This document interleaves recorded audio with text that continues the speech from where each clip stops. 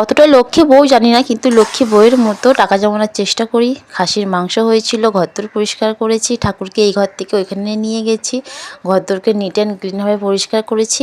তোমরা কিন্তু ভিডিওটা দেখতে থাকো, খুব ভালো লাগবে।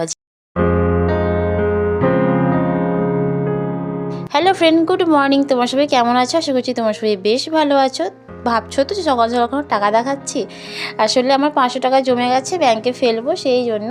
প্রত্যেক মাসেই যে ফেলতে হবে তা নয়, মাসের মধ্যে আমি 2-3বারও ফেলে দিই। তো এখানে আমি কিন্তু ঘর পরিষ্কার করছি। আসলে এই বেডরুমে তো ঠাকুর থাকতো, সেই জন্য ঠাকুরটা আমি ওই দিকে রাখবো, এখানে রাখবো। তোমরা নিশ্চয়ই বুঝতে পারছো কোনখানে রাখবো। তো হাজব্যান্ড কিন্তু তাড়াতাড়ি সকালে উঠে বাজারও করে নিয়ে চলে এসেছে। এদিকে আমি ভাতও বসিয়ে দিয়েছি। আমি সংসারের কাজও করছি, আবার রান্নাও করছি একসাথে। তা না হলে না হবে না। আজকে হবে মটন, তো সেই জন্য পেঁয়াজগুলো ভালো করে ভেজে নিলাম।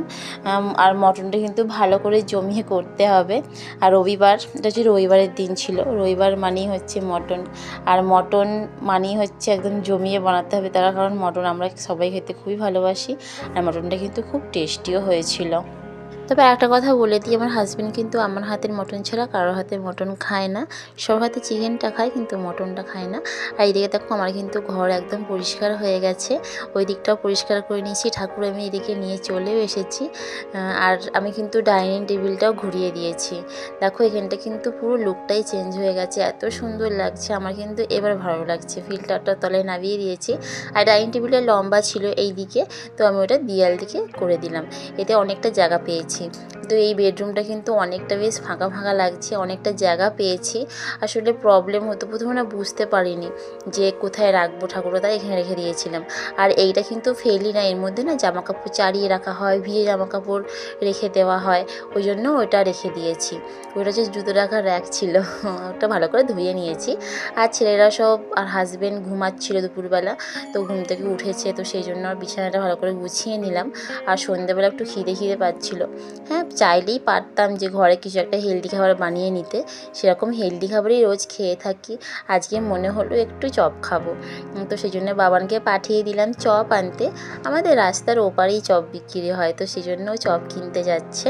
আমাকে কিন্তু বারান্দায় দাঁড়িয়ে থাকতে হয়, আমি বারান্দায় দাঁড়িয়ে থাকবো, ও কিন্তু চপ কিনতে যাবে। আসলে আমাদের গলিতে না কটা কুকুর আছে, সেই কুকুরগুলো না মানে বড্ড অন্য কাউকে দেখলে ঘেউ ঘেউ করে, কিন্তু আমাদের কাউকে করে না, তবুও ভয় লাগে ওর। আর আমারও না একটু ভয় লাগে, কারণ একটা কুকুরের বাচ্চা হয়েছে, তো সে না সবাইকে তাড়া করে, তো সেই জন্য একটু ভয় লাগে।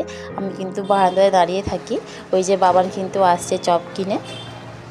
আস্তে আস্তে আয়, কুকুর আছে, এদিক দিয়ে ঘুরে ঘুরে আয় বাবা, ভয় লাগে। চলে আয়।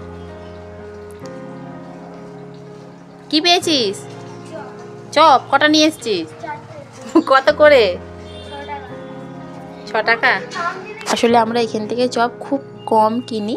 আমরা ওই একদম মেন রোড থেকে চপ কেনা হয়, হাজব্যান্ড নিয়ে আসে। তো বাবান তো চপ কিনতে যায়, এখানে বাবান চপ কিনতে যায়। তো সেই জন্য বাবান বলেছে যে 6 টাকা করে চপ, তো দোকানদারকে, দোকানদারও বলেছে বাবা তুই চপের দামও জেনে গেছিস।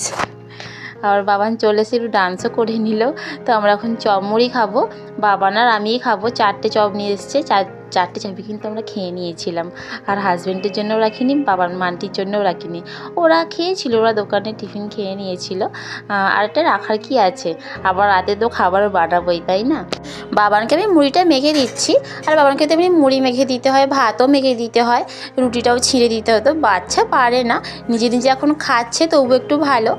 আর হাজব্যান্ড সকালে সয়াবিন নিয়ে এসেছিলো, ওগুলো আমি ওটাকে ঢেলে রাখছি। আসলে ডিপেটা আমি ধুয়ে নিয়ে তারপর মুছে বা জলটা ঝরিয়ে তারপর সয়াবিনটা ঢালি, তার কারণ সয়াবিনটা অনেক দিন যাবে, তো সেইভাবে কিন্তু ভালো করে রাখতে হবে। আর চলো বারান্দায় ঠাকুর দেখি।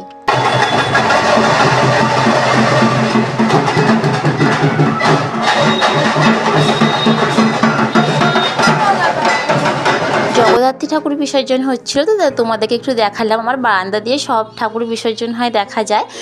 ক্যামেরাতে বোঝা না গেলেও আমরা কিন্তু ভালোভাবেই দেখতে পাই।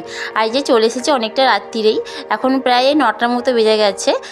পরোটা বানাচ্ছি, খাসির মাংস শেষ হয়ে গেছে, ঠিক আছে, ভাত অল্প আছে, সেই জন্য একটু সয়াবিনের তরকারি বানিয়ে নিলাম।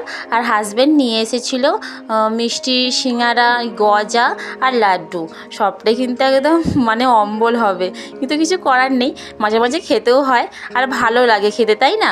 হাজব্যান্ড জানেন না আমরা চপ খেয়েছি, যদি চপ খেয়েছি জানতাম ও কোনোভাবেই আনতো না, বলছিল রেখে দাও পরের দিনে খাবে। আমি বলছি না, তুমি আজকে এনেছো, আজকেই খাবো টাটকা। আর ভাত অনেকটা ছিল, তো সেই জন্য ভাতটাও একটু জিরা রাইস করে নিলাম। জিরা রাইসে আমি একটু কাঁচা লঙ্কা দিয়েছিলাম, ঝাল ঝাল বেশ খেতে ভালো লাগে।